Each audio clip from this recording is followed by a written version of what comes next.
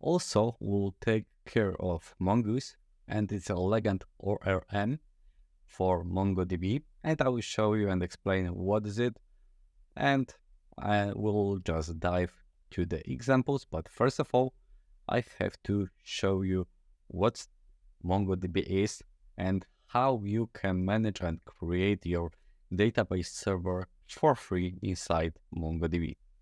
Okay, first of all, as you remember, MongoDB is a document-oriented NoSQL database, and when you pair it with Node.js, it offers a seamless development experience. Of course, we will focus on Mongoose, which help us to provide a straightforward schema-based solutions to our models of application with MongoDB. So, first of all, you should visit mongodb.com, and inside that website, you will have something like documentation inside the resources. Whenever you just click to documentation, you can choose the language that you will be using. Of course, we are using Node.js, so we are going to Node.js. And with that, we need to just go through everything, but you don't want to read everything right here. Just you can go quick start, download and install, and I will show you how you can do that. Create a MongoDB, create a connection string that we'll also get, and of course, you have to connect to MongoDB with something like that. Of course, if you would like to have and use pure MongoDB, you can follow that way. But I will follow Mongoose because of schemas that will help us to handle some kind of errors, and it will be very user-friendly at the very beginning for you. And in the 99% of cases, you'll, maybe not 99, but 90% of cases, you will use Mongoose instead of pure MongoDB. Okay, to start, you should sign in and just create your account. Whenever you create your account, you should receive mail, confirm it, and right there, you will have something like me. That will be the main screen. If you don't have it, go to the deployment and database, and here our magic will start going on. Because first of all, that we can do is building and creating a free database. To do that, you just simply click build database, and here you choose M0 for free. You can choose your region. For me, it will be Frankfurt, and cluster name, you can call it node cluster or whatever you would like to have. You can have tags, but it doesn't matter on that free version, and it will be enough for us for that course and for your projects. Of course, you just click create, and right now, right there, you will have to wait because they're taking final touches on your cluster, and it can take to few minutes. In the other hand, we will be able to create our account. Of course, you can have username admin as I've got, but we will create from the very beginning. Why we need it? Because of one very important thing, because whenever we would like to connect MongoDB, we have to also get some login. It's not the same login and password that we created whenever we create our account.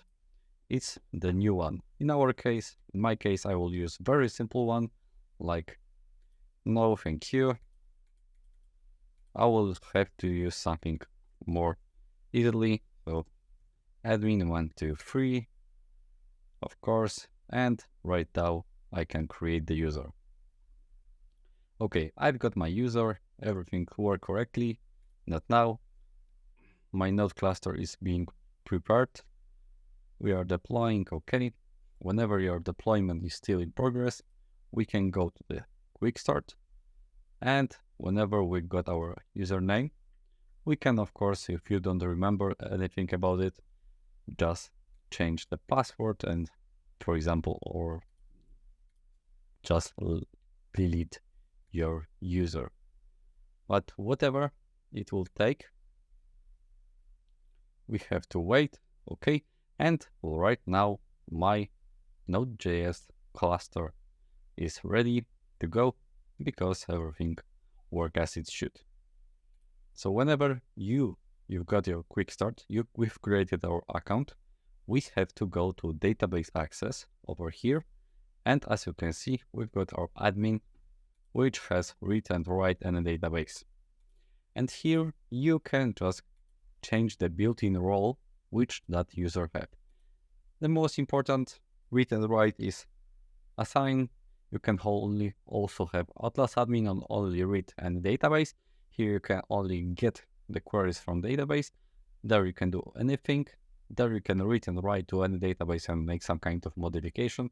And it's the most important and most safe thing. If you don't create your account here with that quick start, you can go to database access, add a new database users, and here you can create a password, enter password, username, password, and here you just choose your built-in role, and our case will be read and write to a database. And of course, add user. Going back to database, and here, whenever we would like to connect our MongoDB, Mongoose, and MongoDB and Node application, we have to click connect. And right there, we've got some functions. And in our case, the most important thing is MongoDB for VS Code. It's not only working with VS Code, but it's called for VS Code. So right now, we have to only just copy that string. And we are going back to our Visual Studio Code. And here we, first of all, should install Mongoose because Mongoose will help us to connect with our database. And we have to wait a few seconds till it's working, till it's installing, and we've got the Mongoose. First of all, to have our Mongoose inside our application, we need to just get that library inside our index.js. So const mongoose equals require mongoose. Save it, and we have our mongoose we can say connected to our index.js. Right now, we need to connect to the database. And to do that, we simply pass mongoose dot connect, and here we pass our string. I will just copy and paste it. Just give me a moment. The string that we copy before. And here, some of you can have something like password. In my case, it's the password already written. And whenever you've got that password over here, you should just write down the password that you just created. Of course, we'll need two options. I will later on tell you what they mean in the next projects. So use neural parser to true and use unified topology to true as well. And right now we are connected to our database. So I mean our Mongo.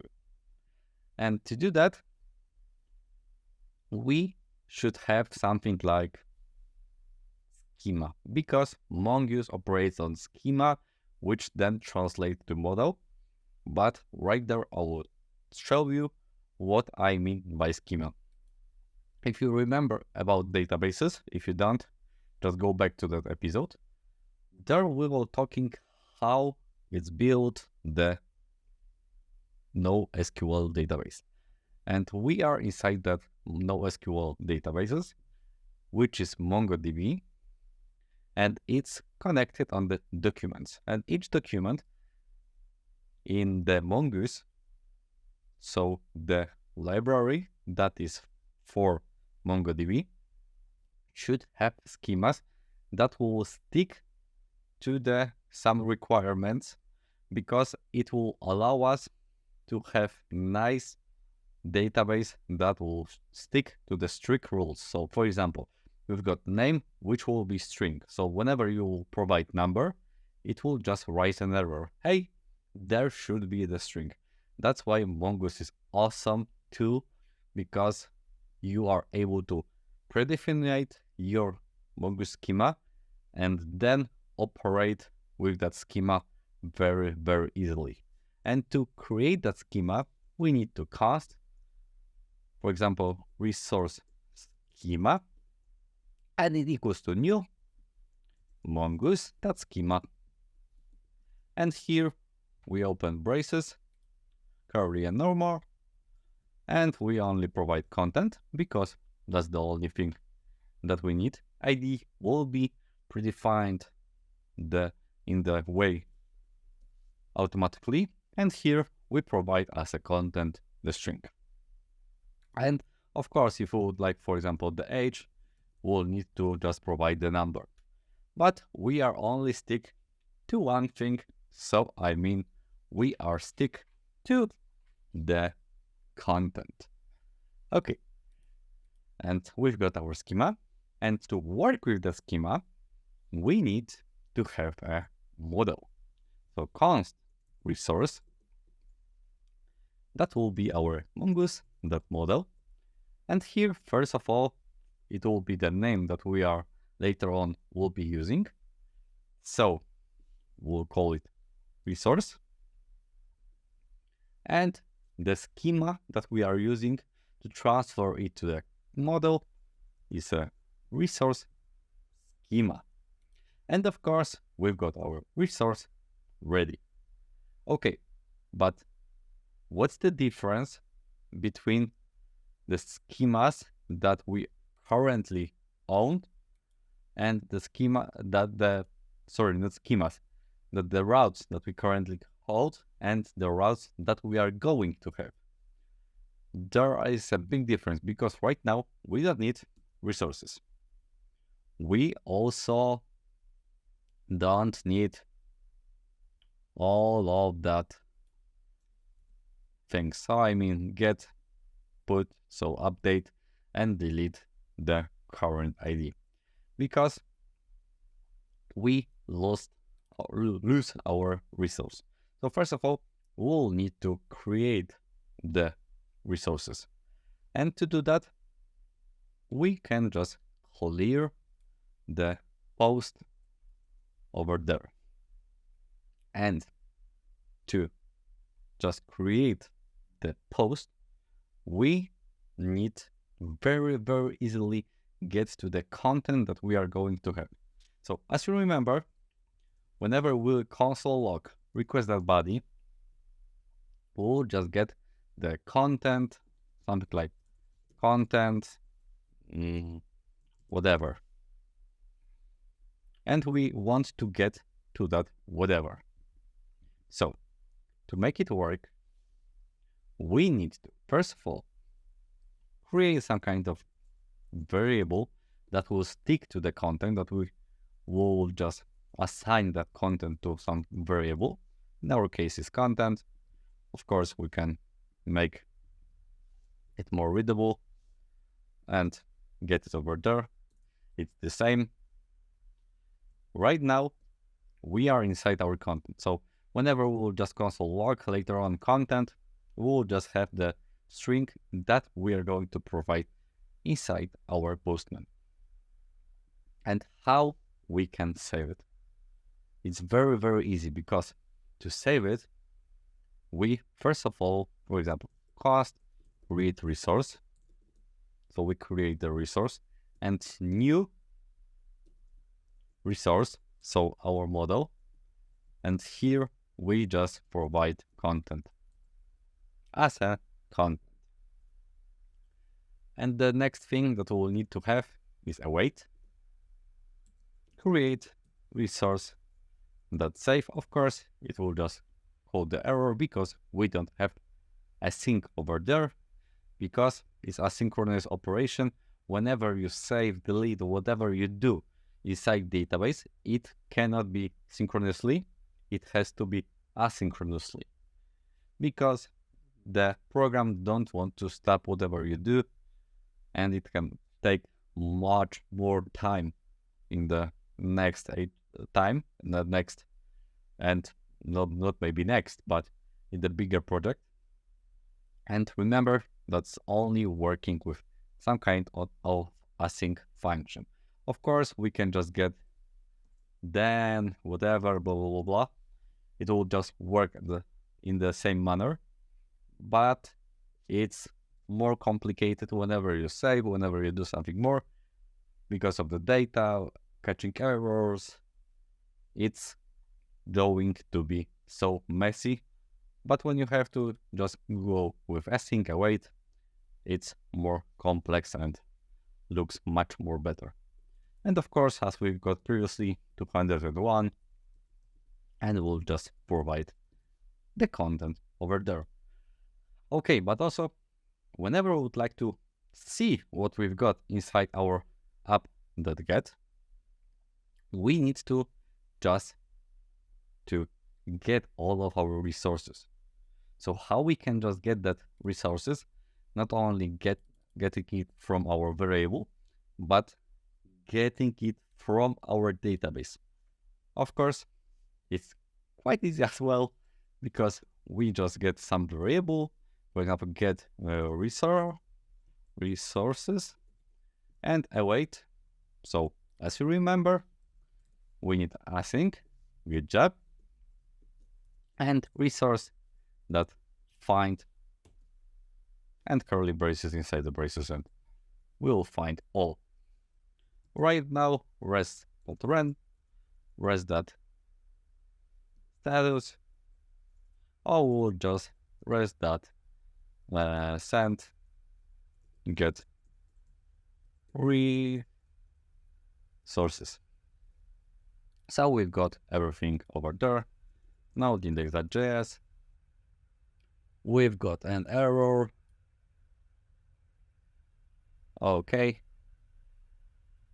because we make use unified topology. I just make some kind of typo, and everything is working as it should. Okay, so right now open the Postman. Okay, over there, new HTTP, and there we'll just get the post. As you remember, we've got HTTP /localhost 3000, and inside our body we'll just get raw JSON, and we'll just say content, our first content, and we are going to send it. As you can see, our content is over there written, and our second content will also right there. Of course, we can go to the get, and we can retrieve all of the contents that we have. And as you can see, as I previously told you, the ID will make automatically. So to see that everything's working, we can just go to our Mongo Cloud, and to see and to show you what I mean, to the node cluster, we need the browser collections, and inside our resources, we've got our first content and second content inside our database. So everything work as it should. But we've got only right now the two things: to create and to get all of the elements.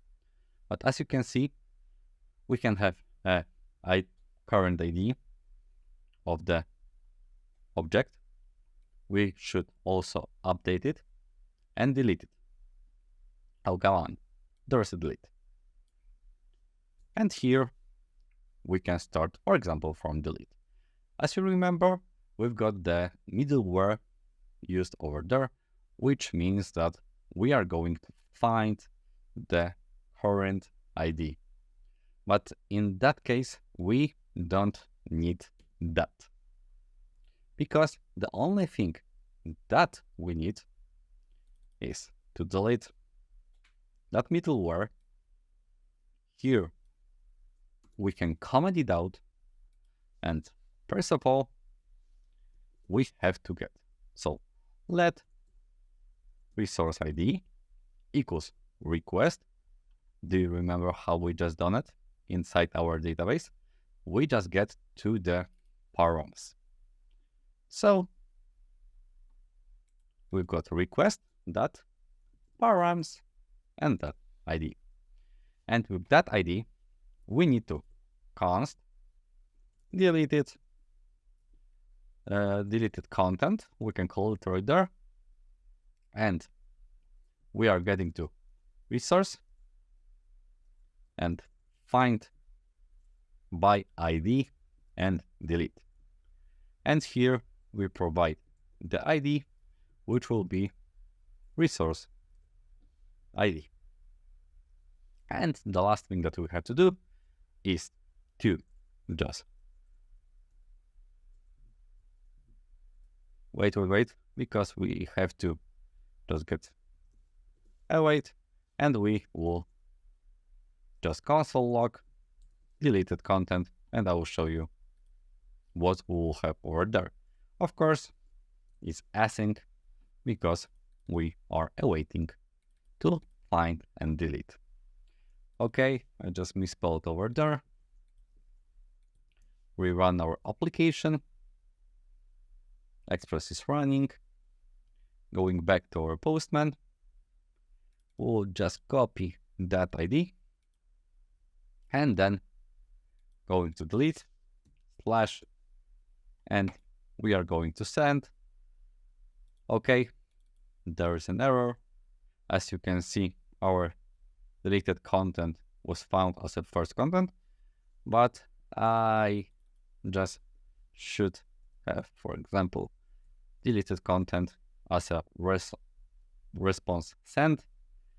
Whenever we are just going to recreate our application, we can go there again to our database inside our MongoDB. And as you can see, we've got only second content because we just deleted the first one.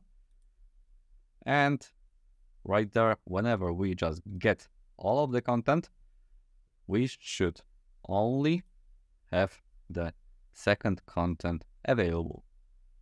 So you know right now how to delete, as you can just admit that deleting objects from our database is quite very simple whenever we are using MongoDB. I mean, concurrently, not MongoDB, but the options that Mongoose provide for us. So that find by ID and delete is from Mongoose. But what we can do whenever we would like to update, we should just create it all. Of course, I will just clear here. So we are get ready to go. We will just don't even send anything. So first of all, as we just got previously, our resource ID, it will be const, it will be better because it will not change over time. And as previously, params.id that we are going to have from our ID. And const update content. And of course, we need async. Yeah, you remember it correctly. Await, and here resource, so our Mongoose model. And here, whenever we'll just write down update, we can have something like find by ID and update. Here we also provide the ID with resource ID, and we can just res.send, or in the JSON file, it's up to you, update content, and we should be able to update our content. But whenever we updating our content, we should provide the new one. Because right now, I will just present you that, okay, we are going, but first of all, we have to present in our minds. We are going to update something. But what's that find by ID and update will provide us? Nothing. But whenever we'll just recreate it over there, just find by ID and update, we have to provide few things. First of all, as you can see, the ID and the update that we are going to have. So, as you can see, our ID is the resource ID. And of course, the second thing that we are going to have is our content that we are going to provide. And of course, we'll just create the content. It also equals to body to that content. And we should just right now node index.js server is running.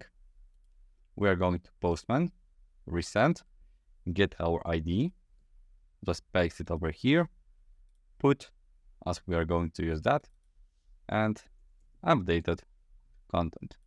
Save. We've got our content over here, but whenever we just get all elements, we've got our updated content over there. So instead our second content, we've got our updated content only using that one line, because we don't have to find it, we don't have to change it, we don't have to do anything.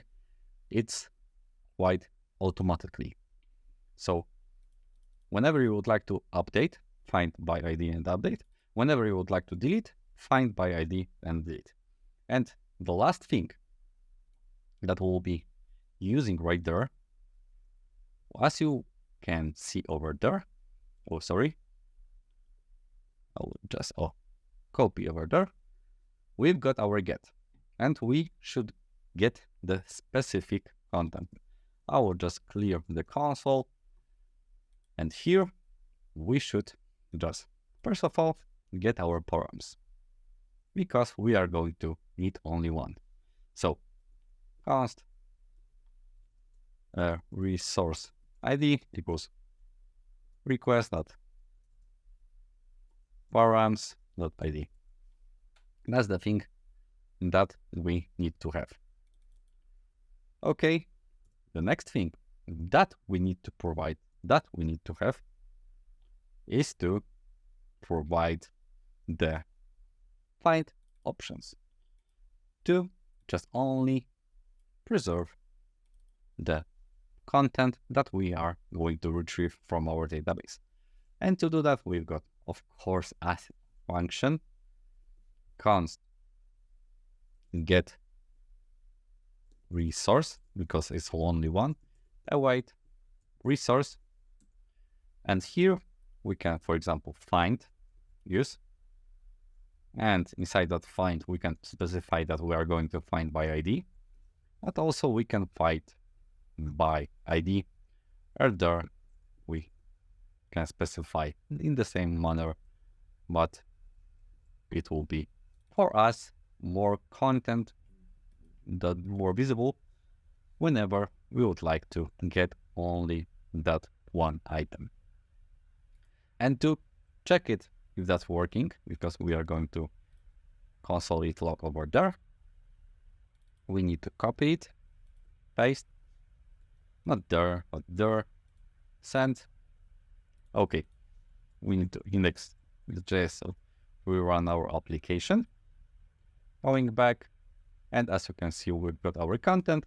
And to see if it's working, we'll resend. As you can see, we've got our problems with the objects that cannot be found. And for now, it will be all, because with the objects that cannot be found, how we can solve that problems, we will just get later on inside our projects There we'll have to handle a lot of them, and it will be easier for you to understand everything. So, see you in the next lesson.